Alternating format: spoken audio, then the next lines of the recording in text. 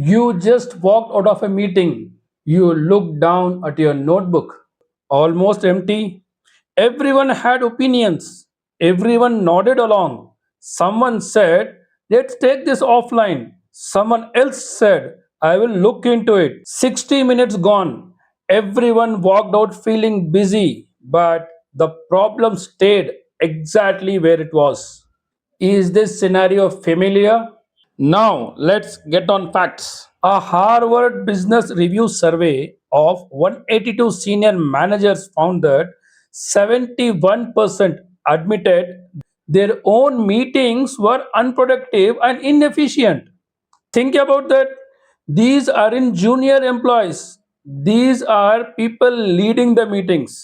Earlier in my career, I remember a production review meeting. Seven managers, 80 minutes. The same machine breakdown chart from the week before. Production blamed maintenance blamed purchase blamed the supplier. Everyone had a point and made a point. The meeting ended. The following Monday, same chart, same room, same conversation. That is when I realized problem weren't the people. It was the method how we were conducting the meeting. Peter Drucker said it best. Meetings are a symptom of bad organization. The fewer meeting, the better. He wasn't saying meetings are bad. He was saying meetings should never replace the real work. Work doesn't happen in meetings, decisions do. Welcome to Lead with Syed Irfan, a channel dedicated in helping you to improve your both professional and personal lives. I am Syed Irfan. Over past 23 years of leading manufacturing and operations teams, I have seen countless meetings waste time without solving problems. Drawing on my own experience along with lessons from Toyota Production System and many other great management thinkers, I have developed a simple framework to run structured and decision focused meetings. I call it the Decide method, a 6-step framework. Let's get started. Why do meetings fail? They fail for three simple reasons: no clear purpose, no clear structure, and no clear ownership. Do you know? The cost of these is much bigger than wasted time. Let's see a fact. An Atlassian survey of over 5,000 knowledge workers found that nearly 80% of them say they attend so many meetings that it becomes difficult to get their actual work done.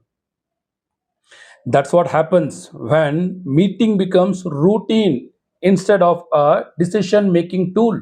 The solution isn't a better communication, it is a better system. Let's start with Decide framework. D stands for decide the decision first. Never schedule a meeting until you answer this one simple question: what decision must we make in this meeting today? If you can't answer that question, you probably don't need a meeting. Jeff Bezos has a simple leadership philosophy at Amazon. Meetings should drive decisions, not just discussions. This one habit alone can eliminate countless unnecessary meetings and save hours of productive time. Now, E. E stands for expose the problems first. Great meetings doesn't start with long presentations. They start with a clear problem statement. Before the meeting begins, write one sentence where everyone can see it. What problem are we going to solve today?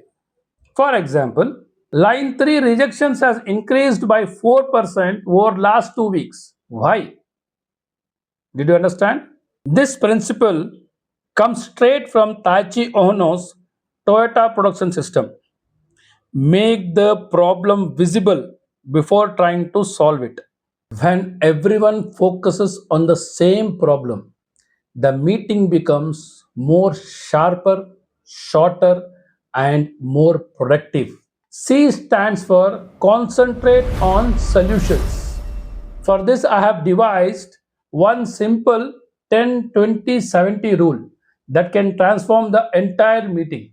Spend 10% of time understanding the problem, 20% reviewing the facts, and 70% discussing solutions. Most meetings do the exact opposite of this. They spend 45 minutes explaining what went wrong and only 5 minutes deciding what to do next. No surprise then that flow trace analysis of more than 1.3 million meetings found that nearly 39% of attendees admitted to dozing off during meetings. Problems don't disappear because we discuss better on them. They disappear only when we act on them. And as a leader, our job is to move conversation towards action. And then I stands for identify the owner, deadline, and metric. Never end a meeting before answering these three questions: who owns it? By when? How will success be measured? Because no owner, nothing moves. No deadline, nothing finishes.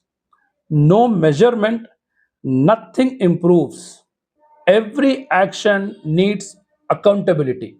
Next, D, which stands for debate openly, then commit. Have you heard Patrick Lencioni? He teaches that healthy conflict leads to stronger decisions. I remember in one of our meeting where everyone believed that defective material was causing that quality issue. Our one operator disagreed. He explained why, and he was right. That one conversation saved us weeks of wasted effort. So encourage disagreement. Ask what is missing, what could make this plan fail. Listen to every perspective. But once the decision is made, the debate ends, execution begins. Last one is E. End with an execution review. Stephen Covey said, begin with the end in mind. Never end a meeting with thank you. Any questions? Instead, ask, is everyone absolutely clear about what they are responsible for? Because if people walk out unsure of what they personally own, the meeting has failed. Then make it a habit to begin every follow up meeting by reviewing the commitments from the previous one. Not to assign blame, but to remove obstacles and keep progress moving. That's when meeting stops being only conversations and start becoming a system for execution. Now let's bring it together. Decide. 6 letters, 6 habits. Decide the decision first. Expose the problem. Concentrate on solutions. Identify the owner, deadline, and metric. Debate openly, then commit. End with an execution review. Great meetings don't happen by accidents, they happen by design. If this framework gave you one practical idea to run meetings effectively, subscribe to Lead with Syed Irfan. Now, I would like to hear from you. What one habit would you change in your next meeting? Leave it in the comments. I read every single one. Until we meet in next video, grow with purpose, lead with responsibility.